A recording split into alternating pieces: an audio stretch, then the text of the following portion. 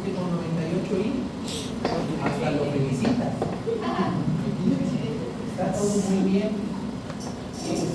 Pero resulta que en el embarazo hay cosas que igual se modifican. Pues el embarazo tiene una condición en la primera mitad y otra condición en la segunda mitad del embarazo. En la primera mitad del embarazo vamos a ver que por aumento de los estrógenos va a ocurrir una hipertrofia de las células beta del páncreas. ¿Sí? Y al estar hipertrofiadas las células beta, pues van a producir mayor cantidad de insulina. Esto en una paciente que tiene una sensibilidad normal a la insulina, automáticamente va a hacer que la glucosa disminuya.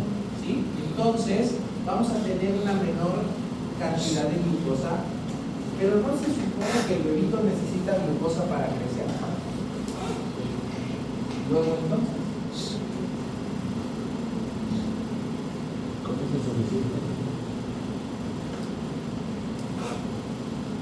entonces, tenemos que entender que Don Renacuajo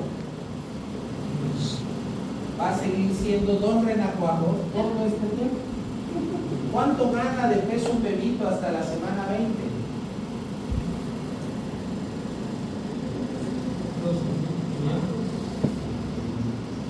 Es que eso no dice. 320 gramos más o menos es un bebito hasta la semana 20. Pues la cantidad de peso de aquí es nada. A diferencia que aquí va a terminar pesando 3,5 kilos. Entonces, en esta primera mitad del embarazo, ese bebé no necesita grandes cantidades de glucosa. Entonces, ¿qué hace el embarazo? El embarazo, en la primera mitad del embarazo, hace reservas. Hay más insulina, disminuye la glucosa, hay más depósitos, es un sistema de anabolismo donde está generando reservas a través de ácidos grasos. ¿Para qué? Para que aquí los utilice. Entonces, en la segunda mitad del embarazo, la placenta se convierte en el órgano endocrino que ya todos conocemos y empieza a producir sus hormonas. Estas hormonas van a generar resistencia a la insulina. ¿Para qué generan resistencia a la insulina? Para que el organismo de la mujer produzca más glucosa, porque aquí sí el bebito necesita mucha glucosa para crecer. ¿Sí? Entonces genera que las reservas que creó en la primera mitad ahora las va a destruir para generar glucosa a través de ellas. Y entonces va a aumentar el aporte de nutrientes al bebito. ¿Sí? Ahora, ¿por qué 92? Pues porque necesitábamos encontrar el punto de corte. Ya sabíamos que la glucosa bajaba, pero ¿cuánto era lo normal? Entonces, en el 2008, la Asociación Internacional para el Estudio de la Diabetes en el Embarazo corre un estudio multinacional multicéntrico para buscar eso. ¿Cuál es el punto de glucosa con el cual la mujer embarazada no tiene eventos adversos en el embarazo? ¿Cuál es? Una macrosomía, un poligramios, todo lo que genera la diabetes como tal. Entonces empezaron a buscar ese estudio. El estudio se llama el estudio HAPO, el estudio HAPO, ¿sí? Y determina que ese valor lo encontró en 92. Que si las pacientes durante todo el embarazo tienen menos del 92 de glucosa en ayuno, ese bebito no va a tener complicaciones. Pero si tiene arriba de 92, entonces sí, vamos a generar problemas con el bebito. ¿Sí? Estadística del estudio. Entonces, a pesar de que este es un estudio muy grande, con un peso estadístico abrumador, hay mucha gente que dice, no puedo concebir que la paciente tenga 95 de glucosa y tenga diabetes. ¿Sí? Entonces, en el año 2020, en Barcelona, salió un pronunciamiento muy simple. Dijeron, ok, ¿no le quieres llamar diabetes? No le llames diabetes.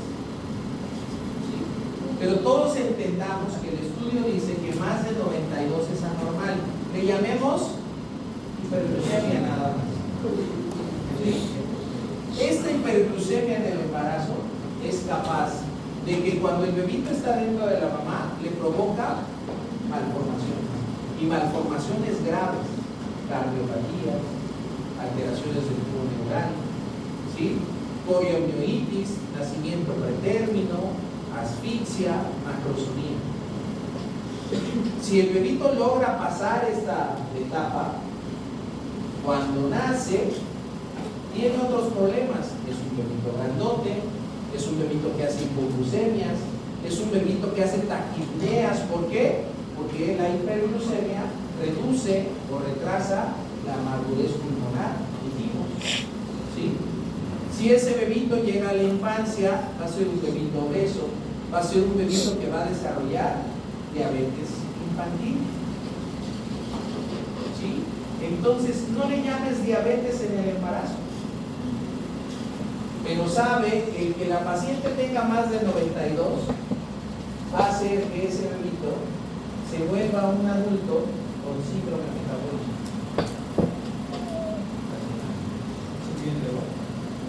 Si bien le va, si logra nacer, si sobrevive al periodo neonatal. ¿Sí? Entonces, les decía, de nada sirve que a los niños no les dejemos comer sabritas en el recreo. El problema de la diabetes se tiene que atacar aquí. ¿Sí? ¿Cuál es el problema? El problema es que toda la glucosa que tenga la mamá se la va a llevar el bebé. Porque la glucosa no tiene ninguna restricción para el paso de la glucosa. Si la mamá tiene 150 de glucosa, el bebito tiene 150 de glucosa, con todas las repercusiones que tiene. ¿Sí? Entonces, esta es una condición muy importante, porque además la insulina de la mamá no pasa hacia el bebito, pero el bebito tiene un páncreas que funciona desde la semana 16 y entonces se vuelve hiperinsulinémico.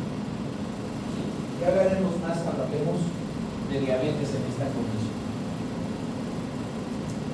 Luego tenemos la parte donde estos cambios nos generan alteraciones en la farmacocinética de los medicamentos. Hay medicamentos que son muy dosis dependientes. Díganme uno.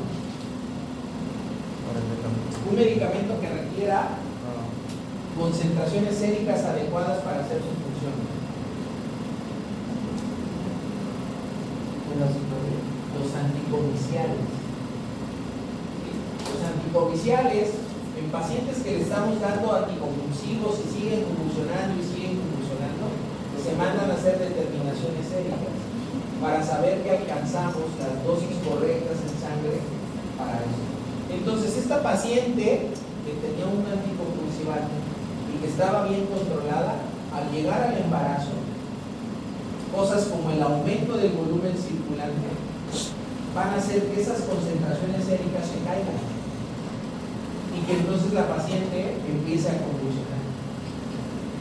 ¿Qué requiere? Un ajuste de dosis, y eso lo tenemos que prever desde antes de eso. Ahora, saber que el vaciado gástrico está lento, eso hace alteraciones en la absorción de medicamentos, que el aumento del volumen de distribución, que tenemos un aumento en la filtración glomerular.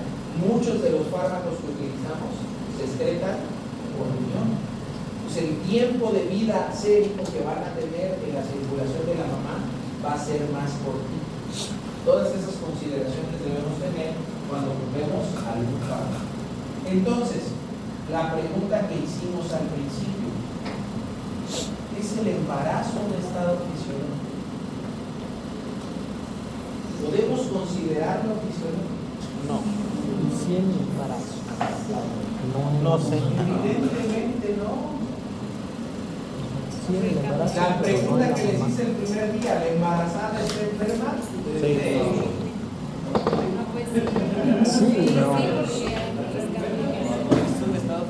Sí, porque todo cambia, Más nos vale tener en mente que la embarazada es potencialmente complicable para que estemos atentos a las condiciones que puede hacer. Si no lo pensamos así, vamos a ir perdiendo. ¿Sí? Aquí vamos a encontrar esto. Dice, ¿realmente es fisiológico? Dice, ¿cuándo se complica una paciente? Dice, cuando los cambios fisiológicos superan la capacidad materna de adaptarse. O sea, la paciente es una paciente sana, pero resulta que tiene un embarazo gemelar que va a demandar de ella el doble de adaptación y no logra hacerlo. Tiene un embarazo prolongado, un pevito macrosómico, una mola, o bien la paciente que ya tiene una patología y eso le impide adaptarse de manera correcta al embarazo. ¿Sí? Algo muy simple, la edad. La paciente adolescente que ni siquiera ha terminado de desarrollarse. La paciente de más de 40 años que ya va en otro camino y que le cuesta adaptarse. La paciente gordita, la paciente que es hipertensa crónica, la paciente que tiene una cardiopatía. Esta paciente no le va a poder hacer frente a las demandas del embarazo y se va a terminar complicando. ¿Sí? Entonces, nos conviene más pensar que la paciente no es sana y por eso necesita estar viniendo a la consulta prenatal cada mes. Si no lo pensamos así, se nos van a ir nuestras embarazadas como se nos han ido hasta hoy. Hay que concientizar al paciente que está en edad fértil, que debe llegar a hacer una evaluación antes de embarazarse. ¿El problema cuál es? El problema es que la paciente no pide permiso y hay todo. ¿Por qué? Porque la norma dice que hay que respetar su derecho reproductivo. Aunque sepamos que en el siguiente embarazo se va a morir, no hay nada que podamos hacer para evitar ese embarazo si ella no quiere. Entonces, son de las cosas que hay que tomar en cuenta. ¿A quién le toca esto? A los que vayan a ir a servicios sociales y pasan tiempo a dar las consultas allá. Porque tengo una noticia mala. Solo el 30% de ustedes van a hacer especialidad. Y no porque lo deseemos, no porque les deseemos el mal, no, porque esa es la proporción de gente que hace especialidad. Pero es mala desde una perspectiva, porque necesitamos gente que se quede haciendo el trabajo que realmente es importante. ¿Dónde se evita todo esto? En el control prenatal, y el 80% del control prenatal se da en el primer nivel de admisión. ¿Por qué no podemos? Porque la gente que da control prenatal no sabe dar control prenatal.